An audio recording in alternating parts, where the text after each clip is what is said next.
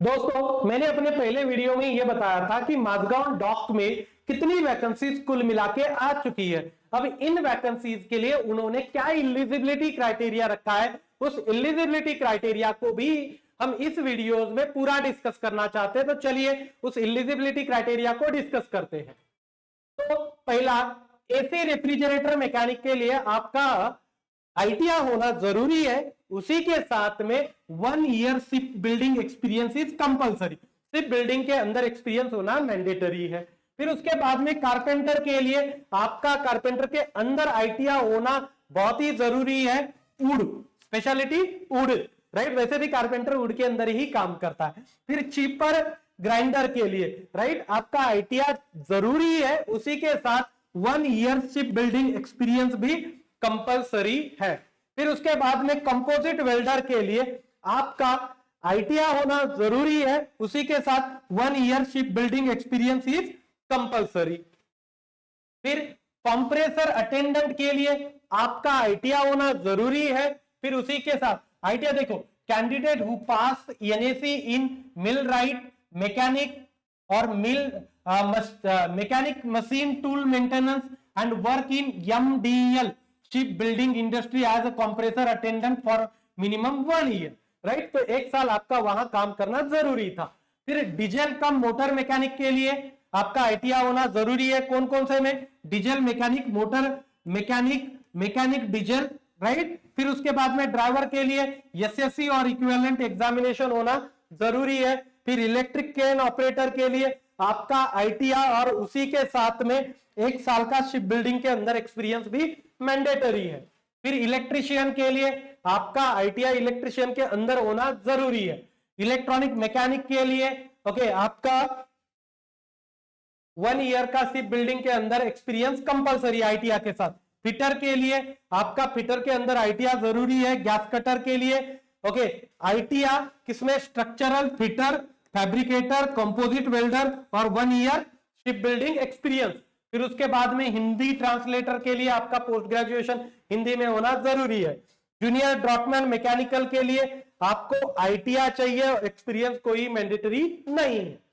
फिर उसी के साथ में जूनियर ड्रॉपमैन सिविल के लिए should have completed diploma in civil engineering from recognised technical university और बोर्ड। फिर उसके बाद में ड्रॉपमैन इलेक्ट्रिकल के लिए इलेक्ट्रिकल इंजीनियरिंग के अंदर आपका डिप्लोमा होना जरूरी है। Junior quality inspector, quality control inspector must pass the full time 3 year diploma. Junior QC inspector NDT, right, must have completed 3 years diploma in mechanical engineering. Millwright mechanics, right, 1 year shipbuilding experience. Painter 1 year shipbuilding experience और ITI. फिर उसके बाद में paramedics, अब ये nursing वालों का है, आईटीआई वालों का नहीं है, नर्सिंग के लिए, right. Pipe fitter, pipe fitter के अंदर आपका आईटीआई होना जरूरी है। प्लेनर एस्टिमेटर, राइट, मैकेनिकल, उसके लिए आपको 3 साल का मैकेनिकल इंजीनियरिंग के अंदर डिप्लोमा चाहिए।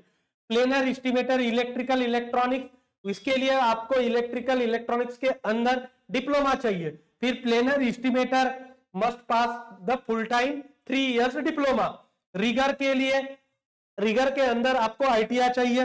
स्टोर कीपर के लिए must full time 3 years diploma, right, किसके अंदर? Mechanical, electrical, electronics and electronics, telecommunication, instrumentation, computer engineering, ship building, इसके अंदर। फिर उसके बाद में स्ट्रक्चरल फैब्रिकेटर 1 ईयर का शिप बिल्डिंग के अंदर experience. Utility hand 1 year ship building का experience. Fire fighter 1 year ship building के अंदर एक्सपीरियंस, राइट। सेल मेकर आपको क्या चाहिए? आईटीआई ही चाहिए। Cutting and tailoring and cutting and swimming technology में। सिक्योरिटी सिपाही, यहां आपको 10वीं चाहिए बस। फिर उसके बाद में utility hand, semi skill, 1 year ship building के अंदर एक्सपीरियंस, आईटीआई। फिर launch engine screw master class, special grade आपको क्या चाहिए? Certificate of competency 2nd class master issued by Maharashtra maritime board और mercantile marine department as per the Indian vessel act, right. फिर उसके बाद में मास्टर 1st क्लास, उसके लिए भी आपको सेम सर्टिफिकेट ही चाहिए। तो ये पूरी एलिजिबिलिटी थी। आई होप कि आप लोगों को एलिजिबिलिटी क्राइटेरिया समझ में आ गया। अब इसका एग्जाम पैटर्न क्या होगा मैं अगले वीडियो में समझा देता हूं, क्योंकि छोटे वीडियो लोगे तो बोर भी नहीं होगे, नहीं तो आधा घंटा चला रहा एक्सप्लेन ही करना, उससे मजा नहीं आएगा। छोटे छोटे वीडियोस में देखा करेंगे। Thank you so much guys for listening me, thank you so much.